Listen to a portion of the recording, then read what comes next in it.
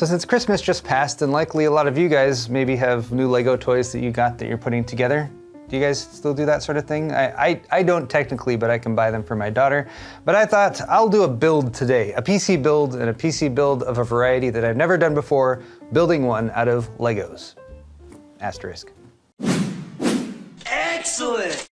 So here it is, the Pantasy iGame gaming PC. As you can see, they've got the full color printing on the front and back to give you an idea of the gaming PC that you can put together.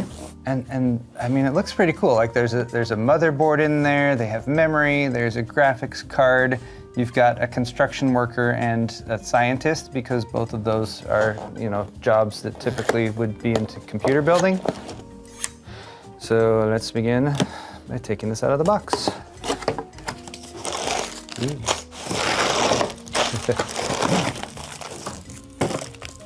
That is quite an instruction manual. That looks pretty thick. Okay, there's a lot of bags in here. All right, let me get the manual out here. Stickers for the GPU, colorful iGame logo, and yeah, a very, very full-featured, full-color manual as well, with many steps. So I should get started, because this looks like it might take a while. The iGame M600.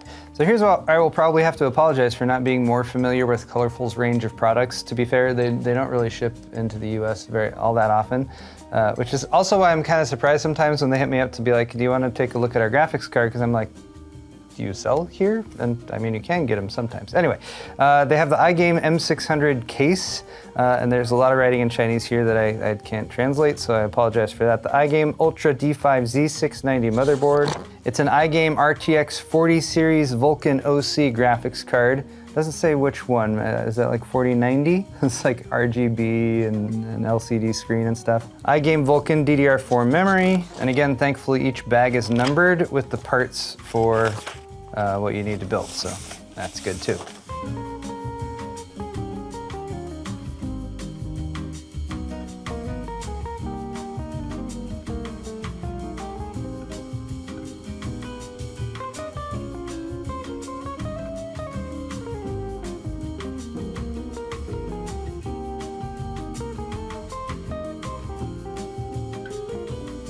Okay. Still lots of work to be done, but I've attempted to organize these better because they are numbered, and I've realized that there's maybe more than one bag for each number. So like we got number 2, number 3, number 4, number 5, number 6, number 7, number 8, and number 9. But I think what's really going to help out now is I've brought in a Mexican. So now that we've got more hands to work, we should be able to make this more quickly, and obviously I've said nothing that's culturally inappropriate right now. Let's move on.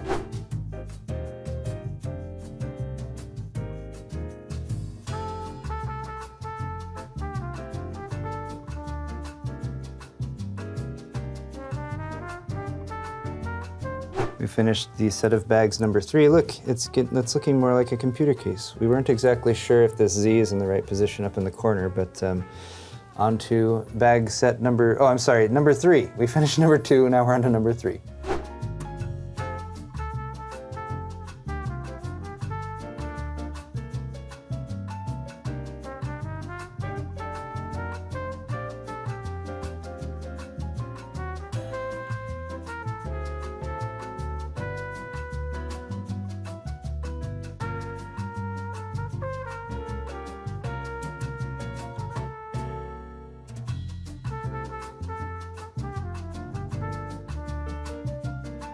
Step 4 is complete. We now have most of a computer case, but we're still working on the computer case. I'm thinking this PC build seems like it's taking longer than most PC builds that I do.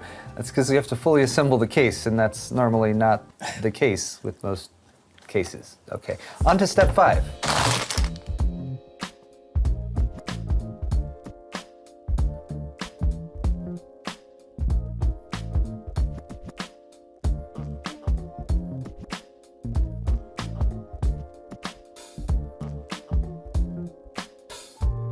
The case is coming together. It's looking pretty good. I appreciate that they have actually integrated these LEDs, this little unit that you twist and then you sort of angle it down so it shoots across these transparent pieces. It's a nice effect.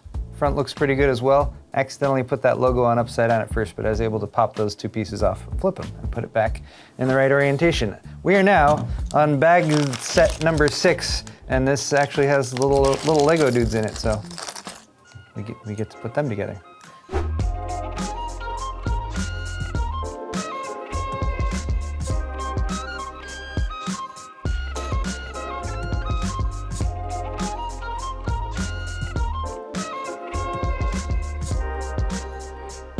It's coming along. I think we have the case pretty much assembled. I had to sort of rearrange some pieces because it's hard to tell where exactly the top piece fits on and the front piece. Ended up shifting the top piece back a little bit to allow the front piece to go up a little bit higher so that we could actually build the feet on here. And I guess this is the M600 case from Colorful. We also have our scientist and our the blue collar worker. He's in there too. Both in their positions. So now we can build the internal components. I believe the motherboard is next. We're on step 7.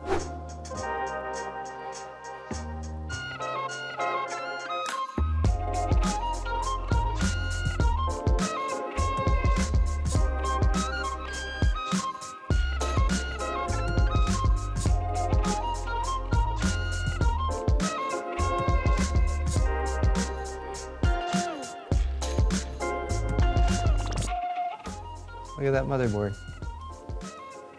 So there's our motherboard. I really like a lot of the little details on this, like here's some I/O at the back. They've got some RGB across the top of the heatsink array that's right here. Here's our CPU socket.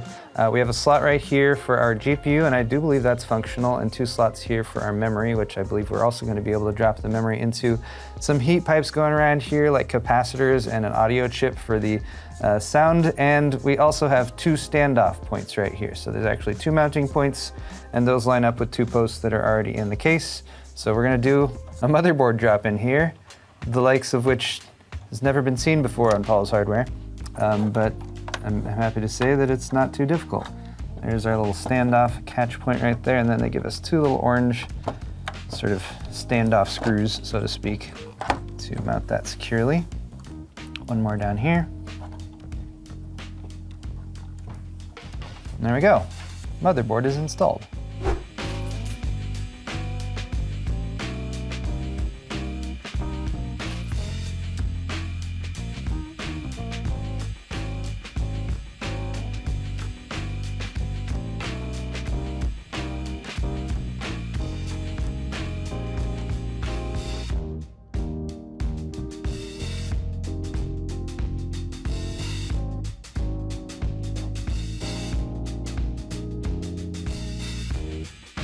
So here we are, guys. We're in the final step. We have constructed our add-in components. We have our graphics card right here, which is, of course, one of their iGame GeForce RTX models, and probably the 4090. I mean, obviously, it's got a massive triple fan cooler on it. So we also have, some nice details like a PCIe slot right there with the gold on the bottom for the gold contact points. iGame logo on the end as well. And again, just some nice little detail work along the side here.